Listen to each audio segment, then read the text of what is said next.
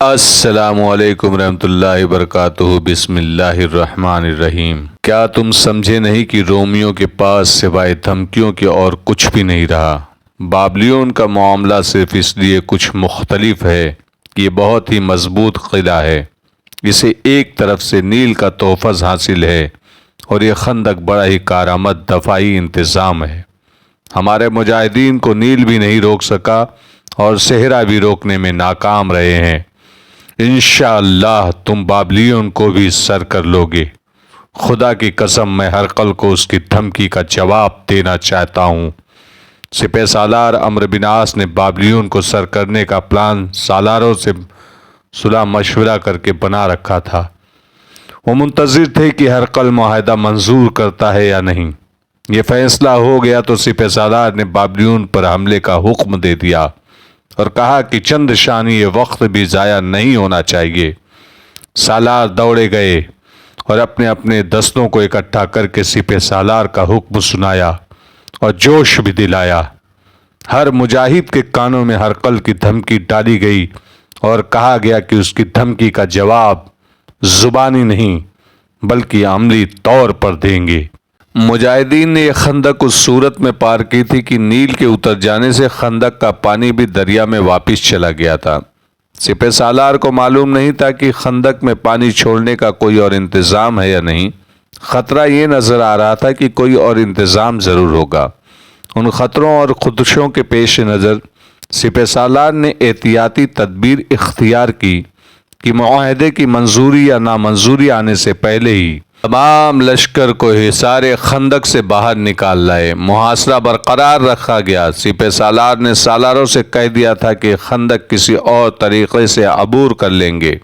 قلعہ بند رومیوں نے جب دیکھا کہ مسلمان پھر خندق میں سے گزر کر پیچھے چلے گئے ہیں تو ان کے جرنیلوں نے ایک اور چال چلی۔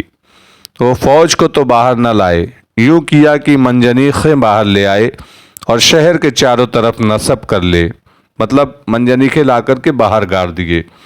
ان کے ساتھ تیر اندازوں کی ایک فوج باہر آ گئی جسے آگے بڑھ کر حملہ نہیں کرنا تھا بلکہ ایک مقام پر رک کر مجاہدین کے لشکر پر تیر پھینکنے تھے۔ رومیوں کو ایک سہولت یہ حاصل تھی کہ خندق اور قلعے کے درمیان پھلوں کے باغات تھے اور پھلوں کے درخت جھنڈ دھر جھنڈ چاروں طرف پھیلے ہوئے تھے۔ یہ درخت خاصے گھنے تھے۔ رومی تیر انداز ان درختوں پر چڑھ گئے اور مجاہدین کے لشکر پر تیر پھینکنے لگے، ساتھ ہی منجنیقوں سے پتھر آنے لگے۔ مسلمانوں کے پاس بھی منجنیقیں تھی اور تیر دور پھینکنے والی کمانیں بھی۔ انہوں نے منجنیقوں سے سنگباری کا جواب سنگباری سے دینا شروع کر دیا اور تیروں کے جواب میں بے تحاشا تیر اندازی کی، لیکن رومی تیر انداز چونکہ درختوں پر چڑھ گئے تھے اس لیے نظر نہیں آتے تھے۔ درختوں کی آڑ اور سہولت ملنے کی وجہ سے رومی زیادہ فائدہ حاصل کر رہے تھے۔ سپہ سالار نے اپنے لشکر کو تیروں سے بچانے کے لیے اور پیچھے ہٹا لیا۔ شام کے بعد جب رات تاریک ہو جاتی تھی تو صاف پتہ چلتا تھا کہ رومی خندق میں کچھ کر رہے ہیں۔ رات کو تیر اندازی رک جاتی تھی، پھر بھی کوئی مجاہد آگے نہیں جاتا تھا کہ ذرا سے شک پر رومی تیروں کی بوچھاڑیں پھینکنے لگیں گے۔ رومی اپنے آپ کو اس قدر آزاد اور محفوظ سمجھنے لگے تھے کہ انہوں نے دروازے کھول رکھے تھے۔ تیر انداز آزادی سے اندر باہر آتے جاتے تھے۔ ایک تیر انداز دستہ دن بھر تیر اندازی کرتا اور شام کو اندر چلا جاتا اور اس کی جگہ تازہ دم دستہ آ جاتا تھا۔ سپہ سالار عمرو بن عاص ہر طرف گھوڑا دوڑاتے پھرتے اور لڑائی کی صورتحال دیکھ کر ہدایت جاری کرتے تھے۔ سنگباری اور تیر اندازی کے جواب میں سنگباری اور تیر اندازی میں ہی جنوری 641 کا مہینہ گزر گیا اور ماہ فروری کا آغاز ہوا۔ مجاہدین کا لشکر ابھی تک خندق سے باہر کچھ دور تھا اور رومی خندق اور قلعے کے مستحکم دفاعی انتظام میں بالکل محفوظ اور خوش و خرم تھے۔ عمرو بن عاص نے لڑائی جاری رکھی۔ ان کی مجبوری یہ تھی کہ مجاہدین کی نفری رومیوں کے مقابلے میں اور بابلیون کے دفاعی انتظامات کو توڑنے کے لیے بہت ہی تھوڑی تھی۔ سپہ سالار کا دماغ بڑی تیزی سے کام کر رہا تھا لیکن انہیں کوئی راستہ یلغار کے لیے نظر نہیں آ رہا تھا۔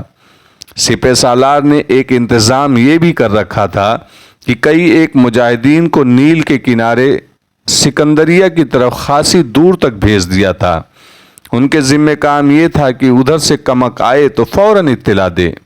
ان مجاہدین میں تیر انداز زیادہ تھے۔ ان کے لیے حکم یہ تھا کہ وہ بحری جہازوں اور کشتیوں پر جن میں کمک آ رہی ہوگی تیر پھینکیں اور ان کی رفتار سست کریں۔ سپہ سالار کا ایک حکم یہ بھی تھا کہ کمک کی لدی کشتیاں کنارے کنارے آ رہی ہو تو مشالیں جلا کر ان کے بادبانیوں پر پھینکے تاکہ بادبان جل اٹھے، لیکن کمک کے آنے کی اطلاع سپہ سالار تک فوراً پہنچائے۔ قرآن میں اللہ تعالیٰ نے جہاد کو افضل ترین قرار فرمایا اور اللہ کی راہ میں لڑنے والوں کے ساتھ کچھ وعدے کیے ہیں۔ مثلاً سورہ العنکبوت میں اللہ کا ارشاد ہے کہ جو لوگ اللہ کے لیے جہاد کرتے انہیں اللہ ضرور اپنے راستے فتح کے کھول دیتے۔